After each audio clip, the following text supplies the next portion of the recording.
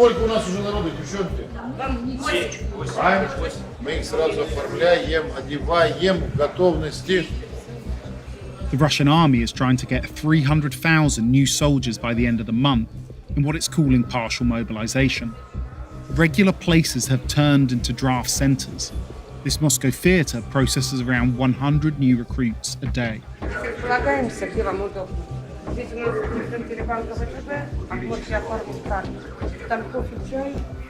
These young men will replace some of the tens of thousands of soldiers already killed or injured in Russia's invasion of Ukraine. Я ощущаю чувство гордости за страну, за свою семью, то, что не отступила от этого долга, взял на себя такую обязанность защищать Родину. Some people are still motivated by the lies President Vladimir Putin has told to justify this war, but others aren't happy about being forced to enlist, and the mood is sullen, a stark contrast to the heroic tone of the Soviet-era war films playing in the background. Speaking critically of the war is a criminal offence, so it's hard to know how any of these conscripts truly feel. Не надо. Вы все равно вырежете, что я скажу. Что-то тоже осталось, какой-то, возможно, патриотизм. Раз я все-таки не сбежал.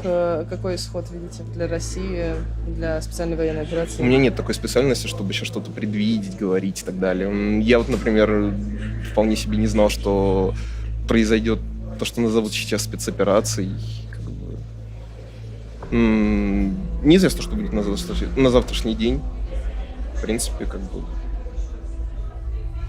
Vitaly was given a draft notice and less than 24 hours to report for duty. Ну, отец у меня живет, считай, в другом городе, Одинцове. С ними не успел попрощаться. С родными остальными тоже не успел попрощаться. Очень сейчас тяготит то, что с отцом не попрощался. На площадку будет время положить вещи в автобус. Где-то, если родители стоят рядом, поцеловать щечку. Только на все, про все у нас будет на 3 минуты. Moments before the bus leaves, Vitaly's father arrives. Я так вот смотрел по телевизору, вот в регионах там и каски выдают, и бронежилеты. А здесь он даже вот свой поезд говорит. То есть получается, что как-то не продумано здесь. Это Москва. Until today, this centre didn't even have bags for the recruits. But these men are far better equipped than some. Multiple videos circulating online seem to show fresh recruits carrying rusty rifles, being told to bring their own makeshift medical kit. Тампоны знаете для чего? Нет, кровь останавливает. And even being sent to the front lines with no training. Нам официально сказали, что подготовки перед отправкой в зону боевых действий не будет. The Kremlin maintains their invasion is just a special operation, but this draft process is making it increasingly clear to Russians that this is an all-out war, with all the risks that brings. Но дело в том, что я один, у меня 3 года как жена умерла, и единственный сын остался. Поэтому у меня опасения, что... А так-то, конечно, долго надо отдать. Просто так неожиданно, что вчера это дали, сегодня уже это забирают.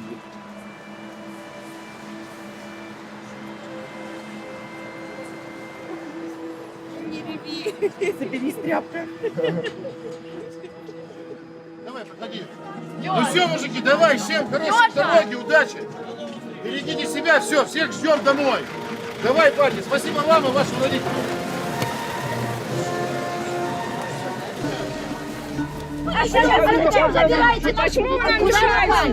The draft has been a disaster across all of Russia. It's targeted poor people and included those who should be exempt.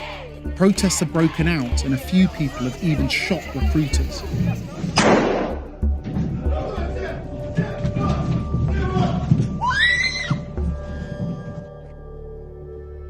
Artyom Krieger is a journalist with one of the few independent news outlets left in Russia. He was arrested while reporting on a protest and later given a draft notice, seemingly as punishment. He's also a full-time student, so he should be exempt. So I got a draft notice several days ago. I can show it. You can see that this is a date 6 October. Here I wrote that I don't agree to get it and I don't want to go to mobilization center. So far, Krieger hasn't been forced to follow through on enlisting, but he was still convicted of a crime, which he's fighting with the help of his lawyer, who's also his partner. Вот тут указано, что Артем, значит, так о суде оставил, что ты кричал «нет войне, нет мобилизации, Путина в окопы». Ну, естественно, там, конечно, таких лозунгов он не кричал, другие люди, да, но Артем-то нет, но должно быть прекращено это дело, прекращено в отношении него. То есть грозило то, что его отчислят из вуза. У нас как бы такие, знаете, понятийные правила в Российской Федерации. С журналистами есть негласная такая договоренность, что, понятно, мы вас тоже можем закрыть по беспределу, если надо будет, даже уголовка, может быть, что угодно, но повестки раздавали всем. Там были мальчики, кому-то было там 18 лет, 20 лет, там были мужчины уже 30-40 лет, там были уже дедушки, у которых у нас шизофрения была, ему 60 лет было, да? И поэтому, то есть это как запугивание, знаешь? То есть они запугивают не только там админарестом, штрафом возможным, а запугивают еще вот таким вот образом. Krieger has so far decided to stay in Moscow, but the fear of being forced to enlist has led thousands of people to leave the country.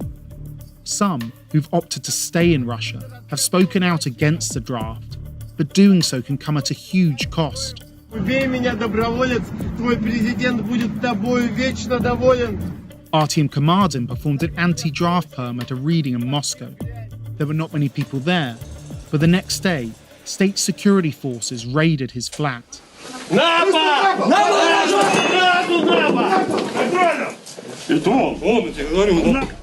Нас повалили на пол. Меня оттащили в другую комнату. Со мной сначала был один сотрудник, который меня периодически пинал. Я слышала, как они начинают кричать про Артема, что это он. И я слышала крики ударов, после чего я просила громко, пожалуйста, не избивайте его, после чего я сама получила, чтобы он извинялся, чтобы он раздевался. Приношу извинения, прошу прощения и каюсь перед русским многонациональным народом за сказанное мною. Они тянули меня за волосы, таскали, то есть угрожали изнасилованием, пытались заклеить рот, после чего показывали мне фотографии голого избитого Артема, изнасилованного. Kamardin's fiancée says he was raped with the bar from a set of weights. He's been charged with inciting hate and is currently awaiting trial. То есть то, что происходило, это какой-то запредельный уровень жестокости. И думаем, что мы знаем, как правильно, но мы видим, что в стране происходит, и понимаем, что это все катится куда-то в пропасть, мне кажется, только туда. Independent polls show support among Russians for the invasion is still high, even if the draft seems to have led to a slight drop. Those numbers, though, don't give the whole picture. Support seems to be more about conformity than conviction, as evidenced at the state-curated rally celebrating the illegal annexation of Ukrainian territory. А в правде сила, а значит победа. Победа будет за нами! State media's broadcast of the event showed an enthusiasm that didn't match the feeling at the actual rally. Запорожская область, Херсонская область, воссоединились с Россией! Many people were on their phones, texting, chatting, or simply documenting that they were there for their state employer before quickly heading back towards the fleet of buses that brought them. And not even Russian state media can completely hide the truth about the military failures in Ukraine. Да, мы на Херсонщине потеряли 17 населенных пунктов. 17 населенных пунктов. Прямо тревожно, и это вежливо выражаясь. Even as setbacks become clear, the proposed solutions from the government don't include a plan for peace. It's just more war. Я не буду говорить, что у нас потерь нет или что они очень скромные. У нас есть потери, и они для нас чувствительны. Но они не идут ни в какое сравнение с тем, что происходит со стороны противника. Свои земли и своих людей мы, конечно, должны забрать обратно. Alexander Borodai was once the prime minister of the self-declared Donetsk People's Republic in Russian-occupied Ukraine. Putin has filled his parliament with ultra-nationalists like Borodai, whose desire to see Ukraine taken over might be even stronger than his bosses. Is a defeat a possibility for Russia in Ukraine? Нет. Конечно, у нас нету такой цели извести всех, грубо говоря, всех хохлов, то, что называется. Наша основная цель – это уничтожить режим Зеленского. Демилитаризация и денацификация Украины. Довольно очевидно, что эти процессы нельзя завершить до того момента, пока существует на Украине режим Зеленского. Потому что Украина никогда не была и сейчас не является государством. I'm Michael Learmonth, editor-in-chief of Vice News. Too often, traditional news outlets shy away from the real stories and experiences of those living through global conflicts. Not Vice News. Our reporters are on the ground, fearlessly covering the human stories that shape our world. You and millions of others can continue to read, watch, and listen to Vice News for free. But we hope you'll consider making a one-time or ongoing contribution of any size at vice.com/contribute. Every contribution, no matter how big or small, helps support the journalism Vice News brings to you every day. Thank you.